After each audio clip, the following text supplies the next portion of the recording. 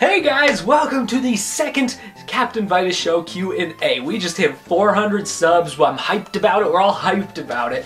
So I am here and I'm going to answer all the questions you asked me. I have put out a video saying ask me questions. You guys asked me some awesome questions, so we are going to answer all of them live on air now. Let's get into it. So this first question is from my new movie reviewer friend Chase. He is from A Few Mixed Reviews, which you should check out. He's really awesome. And he asked me 3 questions, so I'm going to answer all of them. And his first one is, if you could only watch one movie for the rest of your life, what would it be? Probably Tommy Boy. Just because I love Tommy Boy, and it's so funny, it makes you laugh, it makes you cry, it's everything. I love Tommy Boy. So fantastic. Number 2 is favorite director. I've gone over favorite director a few times. Steven Spielberg's my favorite, Martin Scorsese's my second, Tarantino's my third, Hitchcock is my fourth, and Wes Anderson is my fifth. That's 5. You asked for 1, so Spielberg. And then the last one is favorite movie scene. I like this one, and my favorite movie scene is the cliche one. I know, but it's cliche for a reason because it's so good. It's the scene in Pulp Fiction where Sam Jackson and John Travolta go into the place and the guy's eating a hamburger. You know the scene, it's that one. And like the bullets shoot past him. It is just so freaking genius. That goes for a lot of Tarantino movies. I think Tarantino is the king of making a good scene. He's the king of making a good scene. Because a runner-up to that scene from Pulp Fiction, which is just so good, is the opening scene of Reservoir Dogs, where it's just them across in a table, and it's just a little shot where it's circling the table, and it's just them talking about tipping waitresses. And it's amazing. So those 2 are my big ones. I love those ones. Next question comes from Adrian, and he said, favorite animes from last year? Well, I really liked the second season of Sword Art Online. I know a lot of people weren't huge on it. I really enjoyed it. The first arc is the best arc, and then the other ones are kind of meh. But that first arc was so good with Gun Gale Online. I loved that. I'm gonna do a review on it eventually. I just haven't gotten around to it yet. But if I had to choose like a series, and I think this came out last year. I think it came out last year. Kill la Kill. Kill la Kill is a series I went into in the first few episodes. I was like, eh. But when I got into it, I got into it. That show is fantastic. I think it's on Netflix, so you have no excuse not to watch it. It's really good, really awesome, and the opening themes are incredible. I'm a huge fan of opening themes and their cinematics that come with them, and Kill la Kill has 2 of the best I've ever seen. Watch Kill la Kill if you haven't. Next question comes from The Late Reviews, who says, was checking out your music channel. I have a music channel, by the way. I never update it, but it's there. And he says, as a guitarist musician myself, I was wondering why, of all the guitars, did you buy a 12-string? I'm not knocking it. Sounds beautiful. I was wondering if you had any other guitars, and if you did, would you show them? I loved this question, because to me, that meant I get to show off all my guitars. So I have 4 guitars. You're going to see all of them now. We're going to start with my 12-string, which is Holo. Let me get her. So, best thing about Holo, her case is amazing. I love this case. So, this is my main. This is Holo. She is a Martin 12-string. And to answer your question, why did I get a 12-string? It's always been a dream of mine, because I started playing guitar in middle school, and one of my biggest dreams, because I learned through my dad, kind of. Like, I taught myself how to play, but my dad was always a huge influence on me. And the one thing he always wanted was he wanted a 12-string. I was like, what's a 12-string? And I remember he took me to the Guitar Center, and I tried one when I was in middle school. Fell in love with it, and then I think it was 2 years back now. Not 2 years back. Well, it was 2013 or January of 2014. I don't remember. It was sometime last year or the year before. I was down at Guitar Center. I was still working at Subaru, so I had money. She cost me $600, and I was just like, you know what? I've always wanted a 12-string. It's a dream of mine to have a 12-string, so I spent it, and I'm glad I did. And I love 12 strings because just.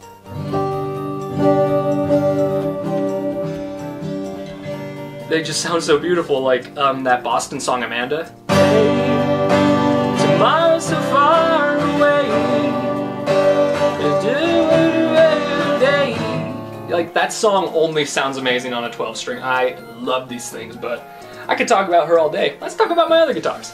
Now this is Faith. She is a Fender acoustic, and this is actually one I got for, I used to do acoustic concerts for my street. Like, I have a bunch of PA stuff downstairs, and I remember I wanted an acoustic guitar that was an electric. So my dad got me this one, and she sounds like crap now, but she was so special to me when I got her. Not to mention, she's got a tuner on the side, which is awesome, but, you know, she doesn't sound as good. But at the time, I was in love with her because she was like $200, and yeah, I keep her there just because it's nostalgic for me to have this baby. I love her. Okay, and this here is my last acoustic. I have 3 acoustics and 1 electric. In this one, this baby right here, her name is Layla, and she is a Seagull acoustic. And I love Seagull acoustics because they have just the best sound. Like, it's so full. I love how full it sounds. Let me try that.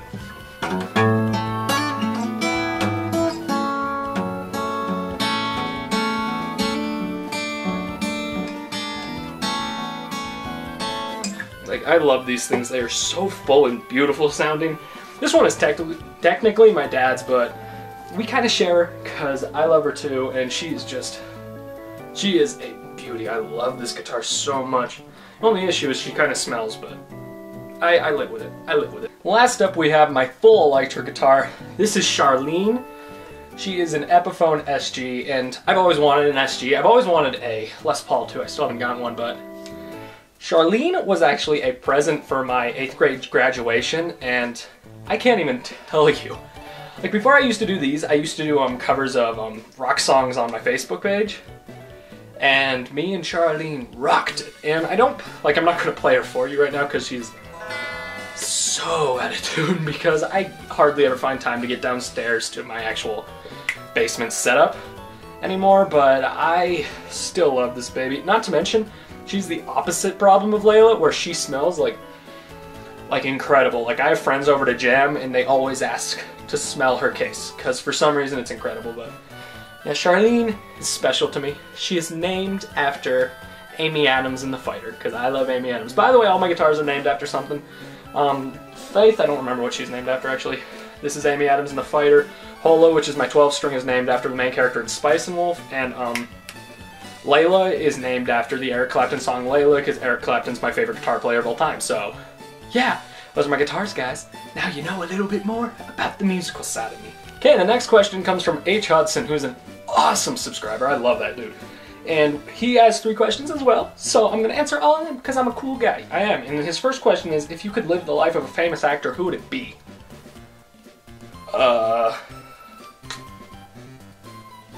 You know, I'm not sure. I'm not the kind of guy who wants to live in the limelight, you know? I just want to chill out and talk about movies, so I'm not entirely sure.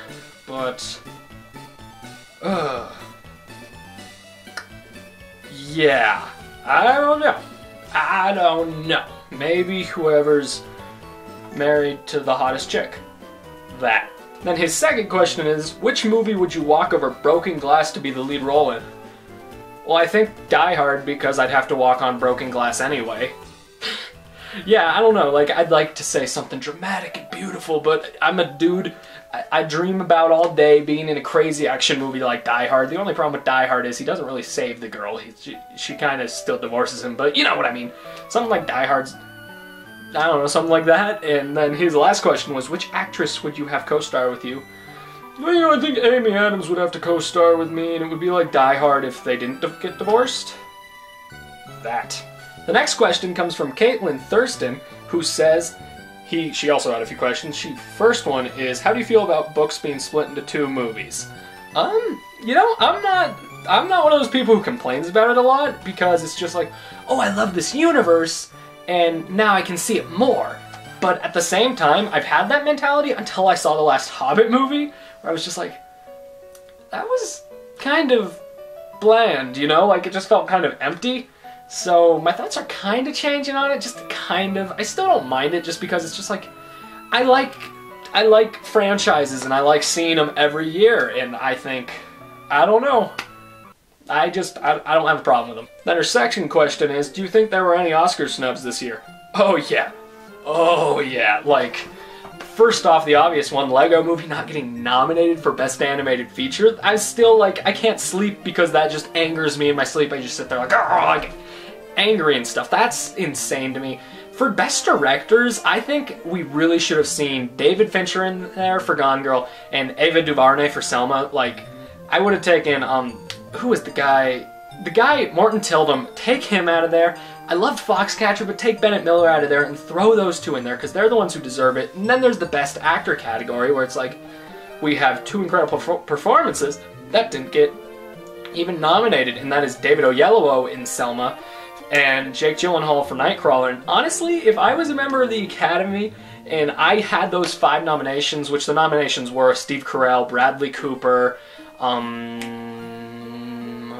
other people, what I would have done is I would have taken out Benedict Cumberbatch and I would have taken out Bradley Cooper and replaced him with Oyelowo and Jake Gyllenhaal, because honestly, those two performances, like, Cooper did incredible in American Sniper, and so did Cumberbatch, but neither of them were as good as Oyelowo or Jake Gyllenhaal. So those are the big snubs for me. Not to mention Nightcrawler not getting a Best Picture nom. I think Gone Girl should have gotten one.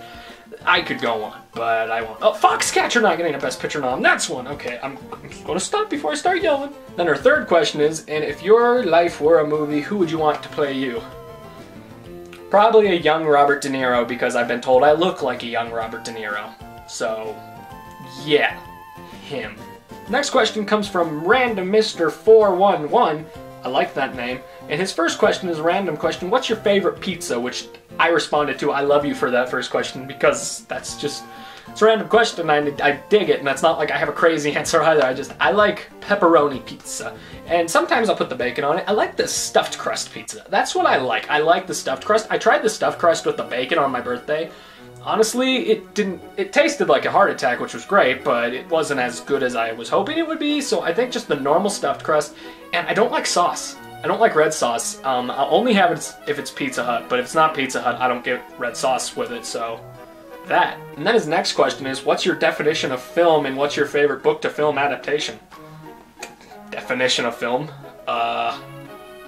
If you film a thing, and you put it together into a thing, it's a film. Well, actually, the word film I have a definition for, because I think the word film is something where a film you watch to get information, where a movie is something you watch for entertainment.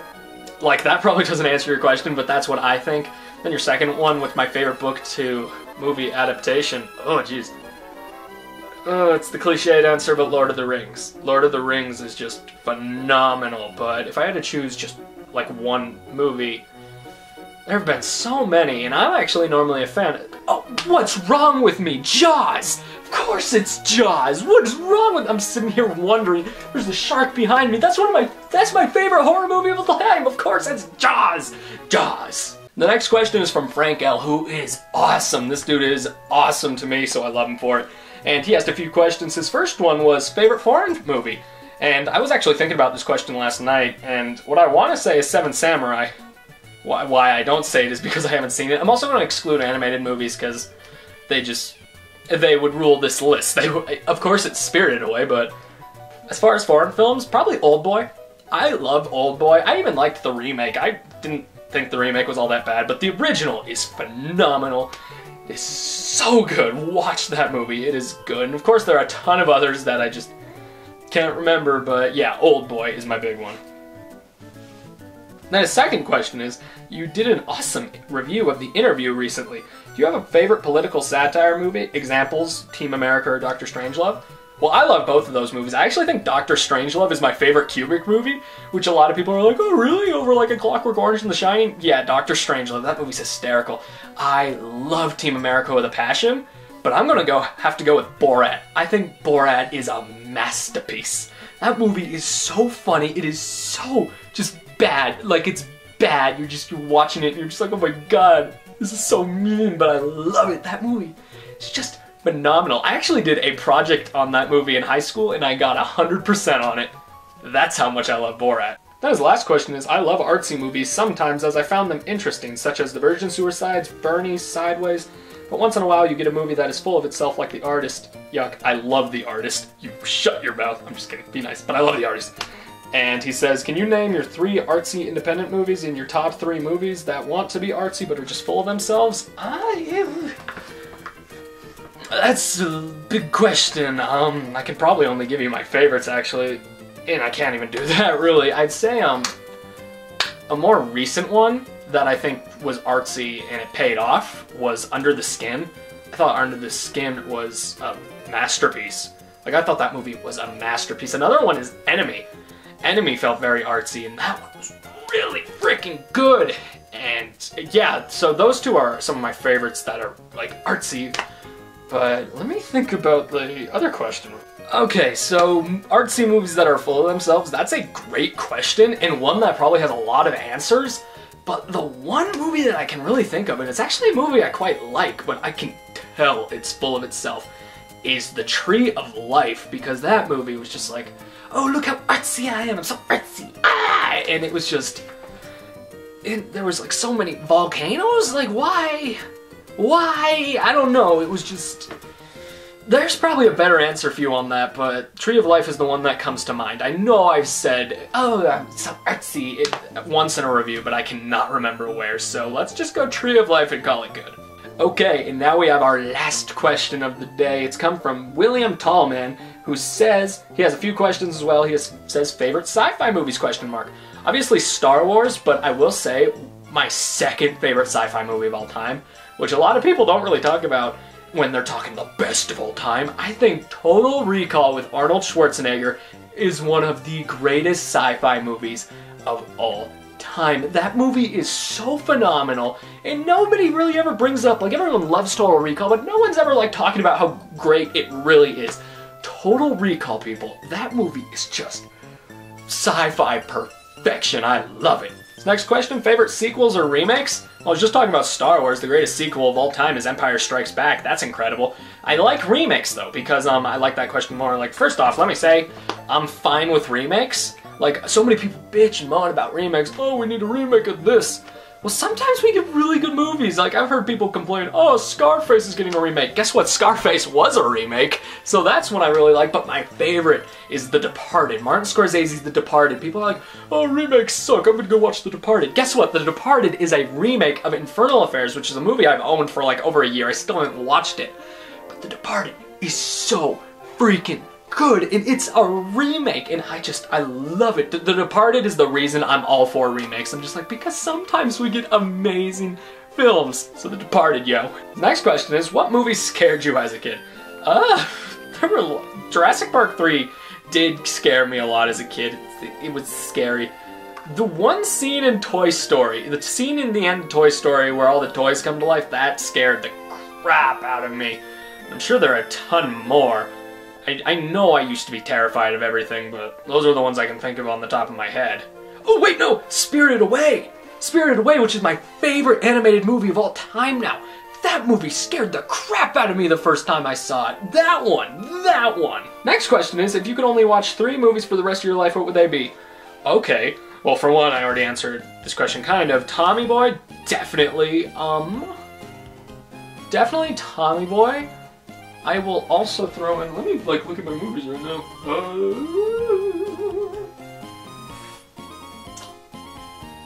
You know what, I'm gonna say Tommy Boy, Toy Story 1, even though I love 3 more, I think Toy Story 1's more rewatchable, and Spirited Away. Those are my 3. I'm gonna choose those ones. Then his last question and our last question of the video is, do you remember the first video game you ever played? If so, which one? I'm sure it was some H&B game. I think that's what they're called. They're point-and-click adventure games where I used to play a ton of those on the PC, but I'm one of those people who doesn't really count the old PC games. So we'll go straight to my first console. I'm a console man at heart, and my first console was a PlayStation 1, which is crazy because I went on to idolize the GameCube afterwards, but I had a PlayStation 1, and I can't remember which one of them came first, or which one of the 3 of them came first, because there's 3 games I remember very much from my PlayStation 1 era, but I don't remember which one I played first. One of them was this Casper the Ghost platformer, which I recall being very hard, but I recall liking it a lot, and I recall playing it a ton. The other one was, got a burp. You know that movie Dinosaur, that Disney movie Dinosaur, which I think is very underrated, by the way. That one had a game that came out that I played the living crap out of. Then the third one is the 3D Froggers. Like, people don't even think these exist anymore. There are Frogger games that came out on the PlayStation 1 that are literally 3D, where you were, like, in an environment. Like, it was kind of an open world game, kind of. Like, you just run around this environment. I used to play the crap out of those. Also, Q*bert! I remember playing Q*bert! I love Q*bert! Now, see, like, I keep forgetting them. Like, it was Frogger and Q*bert were huge. Kinda wish I could go back to those. I love Q*bert. Does Q*bert still make games? Like, I know he was in Wreck-It Ralph, but does he still make games? Because I loved Q*bert. I don't even remember how I played, but I loved Q*bert. But yeah, guys, those are all the questions you asked me in this Q&A. Once again, I gotta thank you for getting me to 400 subscribers so quickly. Everyone who's subscribed, thank you dearly. This means so much to me when I see that you value my opinion enough to subscribe to my channel and actually, like, want to support me. And I love that, because once again, this stream doesn't happen without you. There are so many YouTubers out there who act like, oh, you know, I could make this by myself. No, you couldn't. No one can. In this business, you need your fan base, and without you guys, I would be nothing. So once again, thank you so very much. And as our last Q&A video, I set a goal for the next one. So the next Q&A video, I will set a goal of 500 subscribers. That's half 1,000. Once we get to 500 subscribers, I will do another Q&A. So once again, if you could share the show, please do. I would be so grateful. Don't feel obliged to, but if you want to, go the extra mile, share the show. Love all you. Most importantly, stay classy. And thank you for your continued support.